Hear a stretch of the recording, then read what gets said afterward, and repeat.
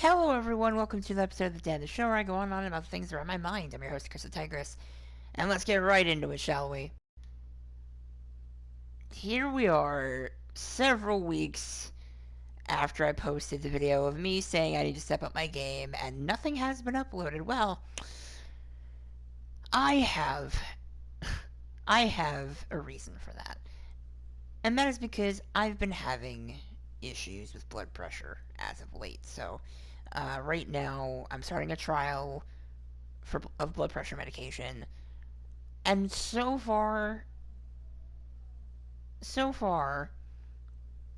I feel relatively good. Like, I'm honestly surprised. Like, I haven't felt anywhere near, like, remotely good. I haven't even been, like, remotely feeling good for, like, months. Like, it's been several months since it started, and I only just now went to a doctor. Yeah, not a wise decision, me. You gotta care for your health. Um, but anyway, yeah, I have been, I'm now taking care of my health, and I should be back to posting at a hopefully consistent schedule because, like, to be honest, there's been nothing to talk about. There has been zero things to talk about. Well, aside from today, because we have a special Final Fantasy 15 uh, event at TGS that's going to be happening at 7 p.m. So as of me recording this, it'll be happening 3 hours from now. So 7 o'clock tonight. I'm not gonna sleep because everything in me is just ready and hyped for episode Arden. Like, I am ready. I'm ready to put this blood pressure medication to the fucking test right now. Let me tell you. Um, but anyway, um, there's also, like, I could also talk about, what the hell just happened with Telltale Games, and basically what happened was they lost a good chunk of money. I'm not gonna say because of the Minecraft story mode, but I'm pretty sure that's the case because they put their they put their flagship title, Walking Dead, on the back burner just for Minecraft story mode. And that was the worst idea they could have had. Not only that, but the management. But we're not going to get into that because I don't really like to talk about, game industry drama and all that because it ain't worth it, man. It just ain't worth it to talk about that shit anymore. Like, yeah, game developers come and go. Whoopie fucking do, all that shit. Um, and yeah, like a lot of industry titans, i.e., Konami, like just are complete utter dickheads, and they die a slow death because of their stupid decisions. Excuse me. That's par for the course at this point. Like that is completely par for the course at this point. But anyway, not talking about that anymore. Um, fuck. What do I talk about? See, that's the problem. Again, that's the problem with these videos. I don't know what the fuck to talk about, and because of that, I don't really post all that much. And uh, I need to I need to change that. I mean, I would talk about industry stuff, but that's usually a whole can of worms I'd rather leave airtight, sealed. Like, I don't like talking about that kind of stuff. Um, I mean, yeah, I do like talking about video games. I mean, for example, for God's sake, I have footage recorded of Final Fantasy 15 and this game, which is Jurassic World Evolution. And by the way, this is pre-update footage. Um, Frontier updated Jurassic World Evolution, I think last week, maybe the week before. I haven't touched Jurassic World Evolution since the update day, which I think was like maybe it was less than a week ago. I don't know anymore. Like it's hard to tell. Um,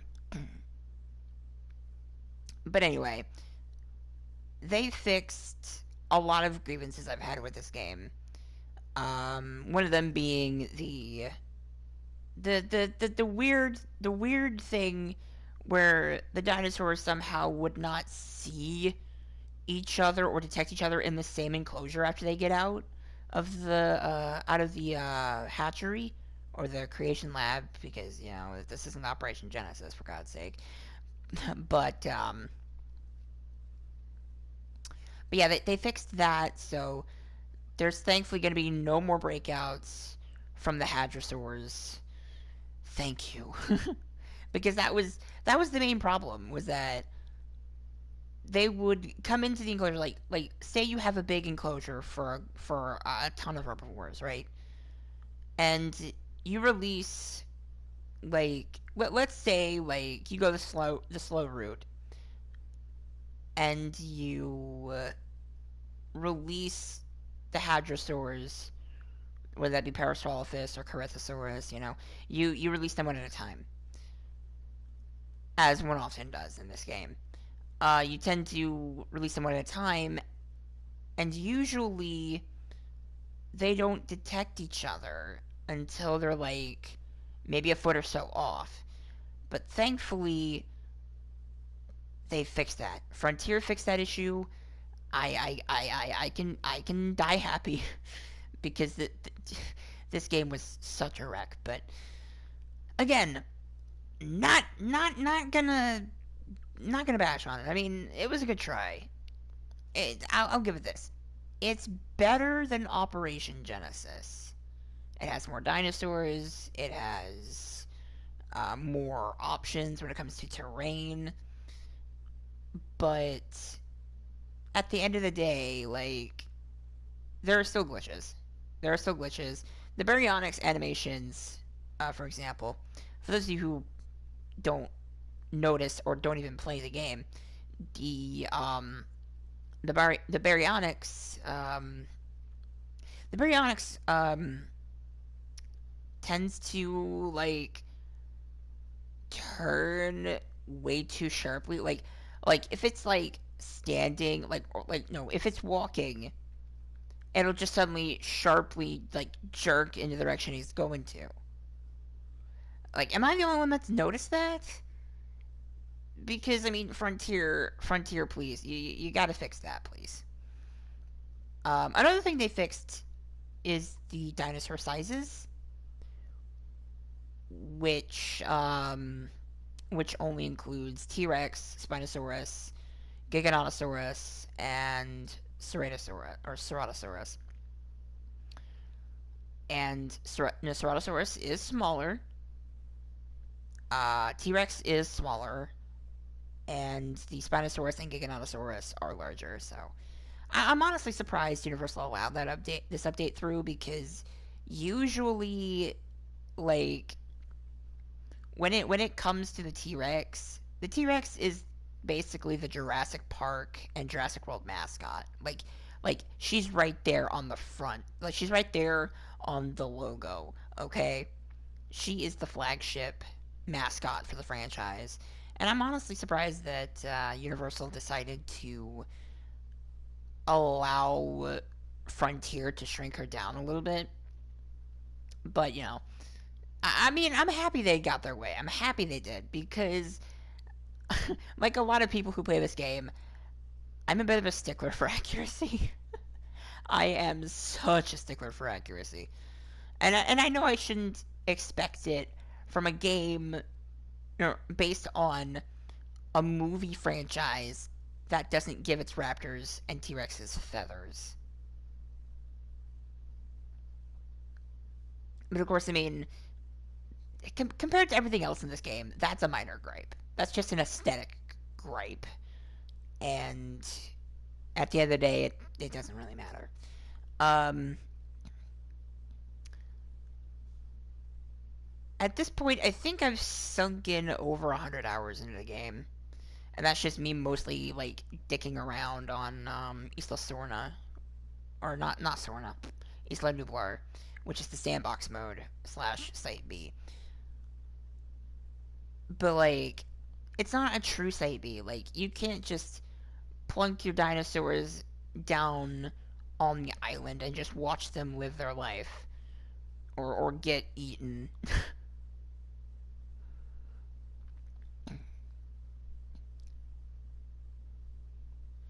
Like, you can't just do that on Isla Nublar, even though there is, um,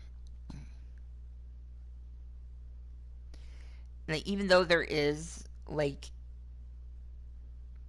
the option to just let them roam around, like, it's not a true Site B because you need the feeders, and, you need, the ranger station, and you need power, and you need the ACU center, and all that. So it's not a true Site B. It's just to basically do whatever you want with a surprisingly small amount of land. Um, if I remember correctly, since again I haven't picked up the game since the update, um, if I remember correctly, Isla Sorna is the largest island, or at least the island with the most land available. Whereas Isla Nublar, even though I think it's bigger than Sorna, I could be wrong there, has a very small area that you can work with. Like, there's no way you can fit 49 or 50 species of dinosaur on there. There's no way in hell you can do that. I mean, unless you're like me and you have the breakouts turned off, because that's another mechanic. Like, yeah, it makes sense, but it's really frustrating to me because I don't like having to deal with dinosaur breakouts all the time, and it's just, mm, it's not that great. Not good shit. Not good shit. Um, so yeah, I have the breakouts turned off on Isla Nublar, and I have diseases turned off, and I have the infinite feeders turned on, which, by the way, that's part of the update. Infinite feeders, infinite power on Isla Sorna, as well as being able to change the time of day on all of the islands prior. So if you want to see Isla Pena during the day, you can, but just be forewarned, it looks better at night. It looks better at night. um, but yeah, as long as you, I think that reward comes when you 5-star an island. Like, oh yeah, you 5-star this island. Here you can change the time of day. Even though, if you're like me, you're not going to be spending any more time on those islands the moment you 5-star them, because you're going to be fed up with that island. Like, it's like me with Tecano, Isla Tecano. Um, that island can eat shit. I hate it. It took me well over a week to 5-star it because apparently my layout wasn't quote unquote ideal, and it was a pain in the ass to 5-star. But when I did, boy, when I did, when I 5-starred that island, I almost fucking cried. I'm not even gonna lie about that shit. I ain't even lying about that. I almost cried because that island was just so difficult to get through. And yeah, I guess, like, making, like, the required 4 to 6 hadrosaurs per hadrosaur species was a stupid idea. But hey, life's too boring. Put it on put that shit on hard mode. Anyway, um I guess since this has kind of turned into a review episode, I guess I should go on. Um The dinosaurs in this game, though a good, like, a small handful maybe are inaccurate. Deinonychus. um, they're pretty great. Though, I must admit, a good chunk of the skins are very underwhelming. Of course, it's Jurassic Park. Jurassic Park, both the movie as well as the novels, um, describe the dinosaurs as being either shades of green or brown. So, I mean, I guess in a sense they're being loyal to the canon by having all these faded, washed out browns and greens and the occasional reds and blues and golds. But, like, it's not eye catching. Like, the only eye catching skins right now, the ones that I have, are. The only eye catching skin, singular, is the Vivid pattern. And yeah, on creatures like Giganspinosaurus, with the blues and the purples and the blacks, like, that shit is fantastic. The rainforest skin for some of the creatures is good. The rainforest skin for the Indominus Rex is amazing. I love that skin. Like, that is my favorite skin for the Indominus by far. Like, that is the best shit. And the I'm currently on track to get the jungle skin from Isla Sorna. I need to 5-star the park. Ergo, I need to 5-star the park, which means that I need to sit and wait and watch. And that's another thing about this game. Like, I know it's like a park management simulator. I know it's like a theme park management simulator, which is what Frontier is known for. But I don't like sitting around. I don't like passive games. This game is passive. It is very passive. And I don't like it. I don't like it. Yeah, I'll play it for the dinosaurs. I'll gladly watch the dinosaurs, but I don't give a solid fuck about the visitors. Like, am I the only one with this mindset? Because I'm, oh god, like, yeah, like I love to watch the dinosaurs interact. I love watching them run around and eat and drink and run off into the forest where you can't see them because apparently security cameras can't see into the forest, which I think they fixed that in this update, or maybe not. Again, I can't remember because I only played it once or twice after the update.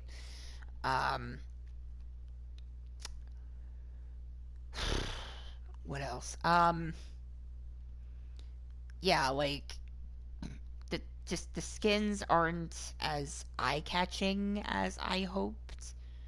Like, even for something as the Vivid skin, a skin that literally says what it's supposed to be in the name, Vivid.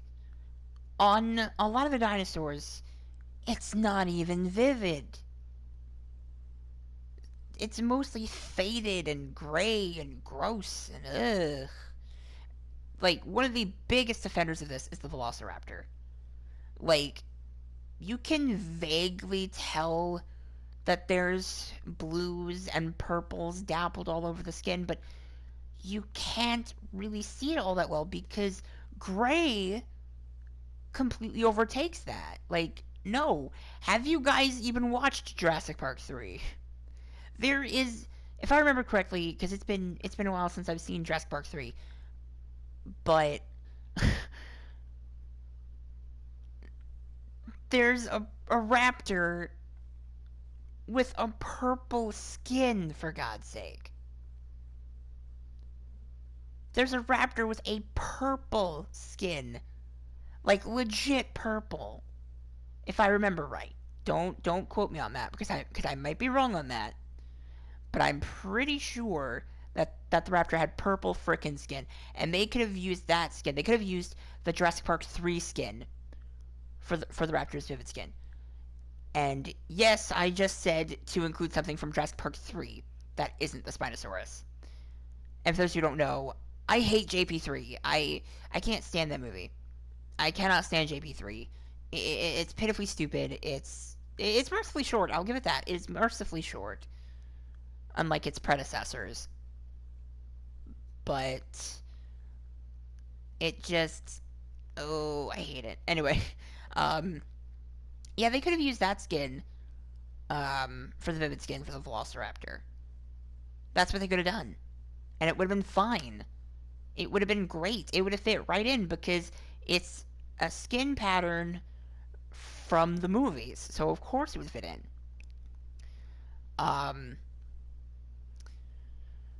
Oh, what else? One of the really standout examples of how good the skins can be in this game is Muttaburrasaurus. Its vivid skin is, of course, bright and vivid. Granted, it does not represent the colors shown in the color swatch, which we'll get to those in a minute, because boy. Muttaburrasaurus's vivid skin is vivid. It's got green and yellowish orange and maybe I think maybe a little bit of hint of blue maybe. And there's another skin, and I think it might be the jungle skin. I don't know. I don't have the jungle skin yet, but if I remember from watching the Gaming Beaver and Best in Slot, the Muttaburrasaurus I want to say it was the jungle pattern, but it was like blue and red, and it stood out, and that is what I want to see from this game. That is the stuff that I want to see, because not only is it bright and vibrant, but it could also be accurate given what we found out about the colors of dinosaur skin and plumage. Those colorations are phenomenal. Like, why can't more skins be like that? Another standout example would be I think it was the Rainforest Edmontosaurus skin. I can't remember if they get Rainforest or not. Shit. Yeah, I'm pretty sure they do.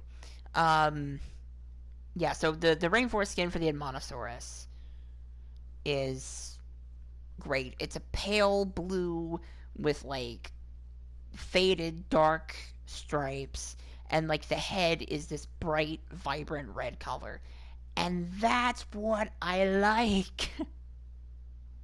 That's what I like. We need more skins like that. Just FYI, like those kinds of skins are fantastic.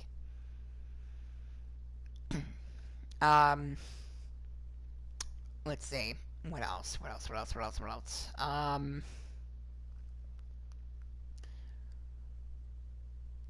Let's see. We've been over the behaviors, the dinosaur behaviors, or at least the problematic ones. The size changes, all that. This is what happens when I do anything like a review off the cuff, because I don't write anything down like an idiot. But anyway, let's see.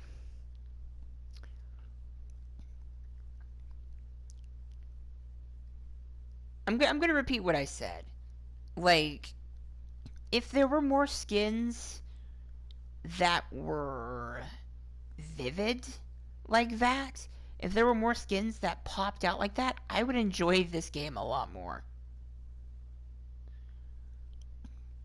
Like, I would. Let's see. And, like, a lot of my other gripes that I've had with this game, that I've shared with my friends, is they've all basically been, all of them except for the skin problem, have been fixed. Like, a lot of the dinosaurs' behaviors have been tweaked. Carnivores don't overhunt anymore, and that's fantastic. Oh yeah, I remember what I was going to go into. Um, the skin palette, the skin color swatches that you see when you're selecting a skin color. Ignore those color swatches because they're not right. They're not accurate. Like, one of the biggest offenders when it comes to this is the Diplodocus with the step pattern. It shows the step pattern being vibrant orange, uh, and along with like some deep, rich brown colors. So you'd expect like maybe the body would be like a bright orange, and there'd be like some kind of like markings, like maybe a stripe going down the back that's like a deep brown color. Like that's what you expect, but no. With the Diplodocus, it's this faded, gross, sandy color, and that's disappointing. And the Kentrosaurus skins, all of the Kentrosaurus skins are inaccurate. all of the Kentrosaurus skin colors compared to the swatches are completely inaccurate. Um, and if you're watching the gameplay, as you can see, I chose the step skin for a Stegosaurus. The step skin for the Stegosaurus, if I remember correctly, has a green back, faded green belly, with red and black striped plates. How is that reflective of the color swatches? How is that reflective of that at all? Even the early skin colors like the tundra and the alpine, like I think the only skin pattern that is accurate, like the only skin palette swatches that are accurate, I think, for the most part, are coastal, and um, tundra, and those are the only ones that are accurate, unfortunately. And I really, really, really, really, really wanted there to be more color variety, or at least more accuracy to coincide with the color swatches. Or better yet, not do color swatches at all and just go ham. Like, I would love to see an update or like everything except for the base skin and the vivid skin get changed. But leave the Muttaburrasaurus's jungle pattern alone, because that's that's the only good jungle pattern. I'm sorry, but that's the only good one. Um, but yeah, I've also heard a lot of people say, oh, like they need to bring in aquatic and flying creatures, but that will require new animations, new skeleton structures, new habitat types. And when you're on islands like Isla Pena, like stuff like that is just going to crowd the much needed space for other things, like to keep your guests happy, which is another thing I have. Guests are very picky. Like, as somebody who just came for the dinosaurs, I don't like the people element of this game. And that's another thing. Thanks for popping up there, whatever your name is. I fucking the dialogue in this game. The dialogue in this game. It's not so much the dialogue itself as much as how much certain lines are repeated. especially Claire Deering's line, that's something you need to accept about these creatures. Some of them have the instinct to kill. And she said that, like, 10 frickin' times over the span of 5 minutes. Like, Claire, shut up. I don't care. Another, like, I've seen another common grievance where, like, oh yeah, Owen Grady's voice isn't Chris Pratt. And you didn't expect him to get the entire cast, did you? I mean, yeah, they somehow got the man, the myth, the legend, Jeff Goldblum. And they somehow got Bryce Dallas Howard and BD Wong as well. But, like, they have to, like, cut corners somewhere. And if that means just changing one voice from Chris Pratt to I guess it's Lambert's voice actor that does the lines for Owen in this game. But yeah, like you gotta cut corners somewhere to keep the budget in balance, okay? Like, to me, the complaint of Owen's voice is very minor in comparison with everything else. Everything else needs a bit more work.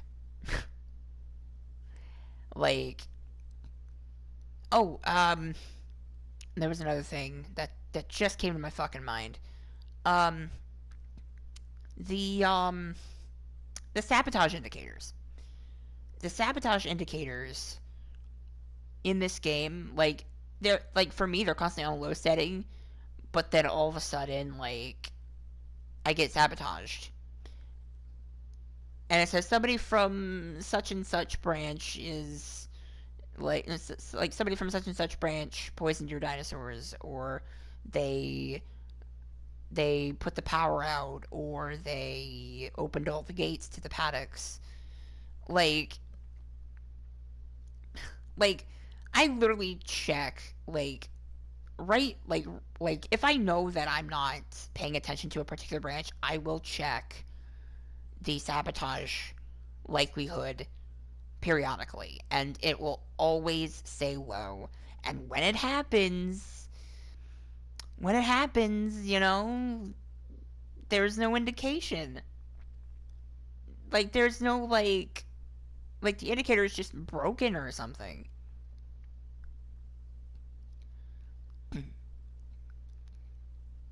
um